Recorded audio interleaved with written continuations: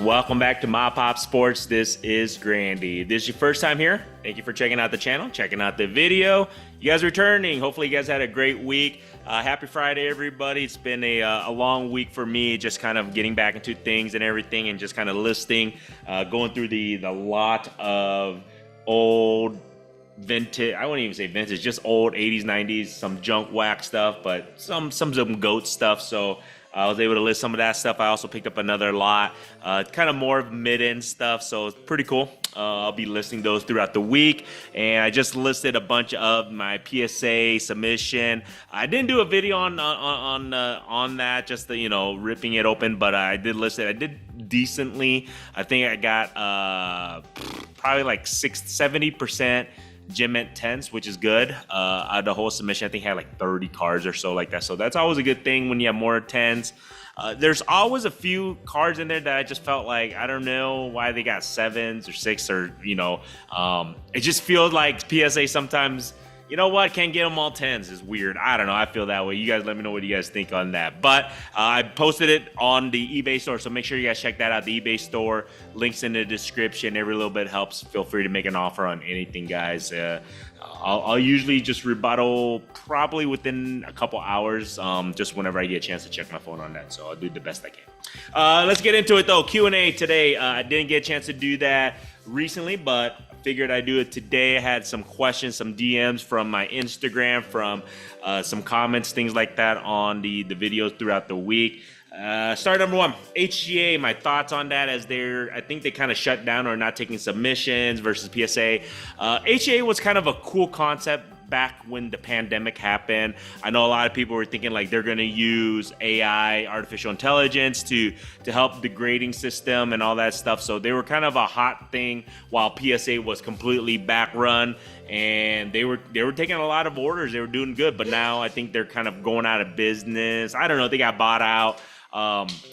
Just one of those things. It's going to be really difficult to get into the industry, I feel like, if you're not one of the top guys. And, obviously SGC, PSA, BGS, and CGC. So those are going to be the top guys, obviously, with PSA buying out SGC. My thoughts are SGA, it's sad to see them go. It's kind of a cool concept, cool idea. However, I felt like they didn't have their complete AI grading system patented and got it down. Their system, it was kind of a screwy system where they didn't really use AI. It was interesting. I don't know if you guys saw that video on that or not, but I feel like it is part of the future. I just don't think it was quite there yet. The AI programs, whatever they were using. So their thoughts and everything, their ideas was, going to go in the right direction. I just felt like they just didn't run it accordingly. So who knows? I think they're probably done for unless somehow they get back into the game, the new owners or whoever's running it now. But like I said, PSA for the best value of your cards is who I use. SGC is not horribly behind them. I like to use them too, depending if you like the tuxedo or not. And then BGS, I don't really use them. Their value just doesn't prove it to me. And then the same thing with CGC, even though I think they're the best looking slabs out there. But there you guys go. Advice for new collectors, flippers, who are just getting into the business, and for, how long did I, have I been doing this for to get the following in my Instagram, my YouTube. So my advice for any upcoming collectors: collect what you want, man. Don't let other people tell you what you should buy, what you should collect. Just do what you want to buy. For incoming new sellers, new flippers, just be very wary. Like I said, it's a very volatile industry. Don't have that FOMO, fear of missing out. If the numbers make sense to purchase a card that you're looking to flip, go ahead and do that. Same thing with a lot. But if it doesn't make sense, don't have a fear that, oh man, I should have bought that. I missed out on purchasing that. I just feel like there's always going to be opportunity in this industry because people are always looking to move stuff. So that'll be my thing, is just be patient. Don't be afraid to say no to buying certain things.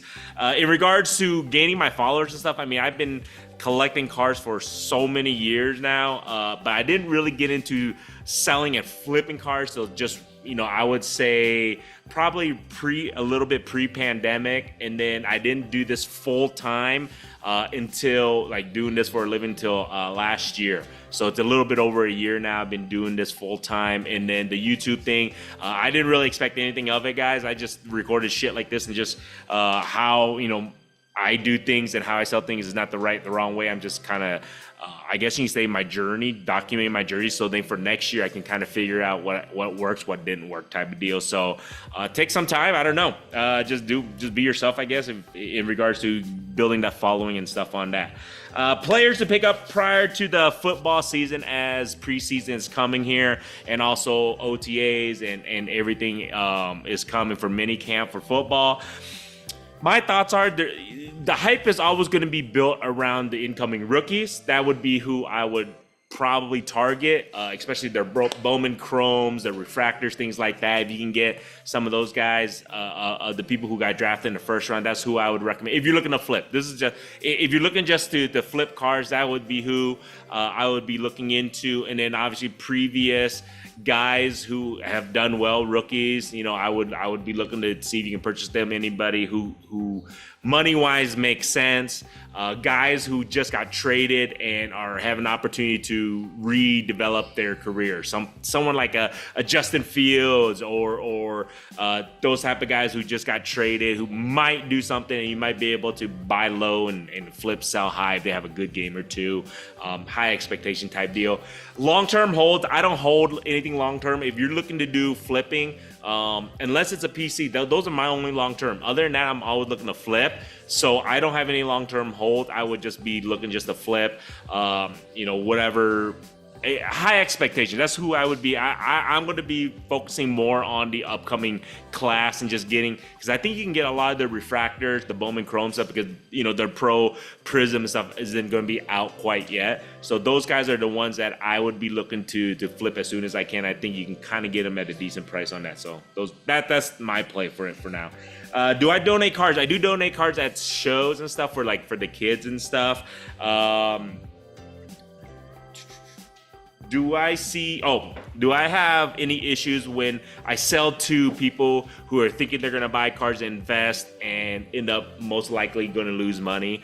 Look, man, everybody has a right to their own opinion. They have a right to their own, purchases, their money. They can do whatever they want. So when I say, do I feel bad? No, not necessarily. What if that is their PC? So that's just my thoughts on that. Everybody, it's a free country. They can buy and do whatever the heck they want to do with the card. So I don't have any issues with that. I tell people I'm very upfront. What I do for a living this is what I do. I buy huge lots at a discounted rate, and I just do the legwork. I do the dirty work of selling cards, flipping cards, and then I do PC a few things here and there, just for myself. There you guys go. Keep it simple. But I do donate cards to the kids and stuff at shows here and there, so that's what I usually do.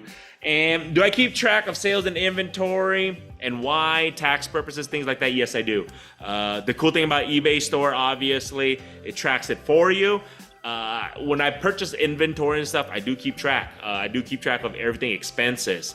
I do keep track of, if I use my vehicle to go meet somebody purchase and I had to purchase gas or, inventory, supplies, everything from, shipping supplies, things like that. I do keep track of everything. I think I did a video on this. Go check out my old video. I think maybe last year I did like a spreadsheet of how I track things, really simplify. I try to keep it simple.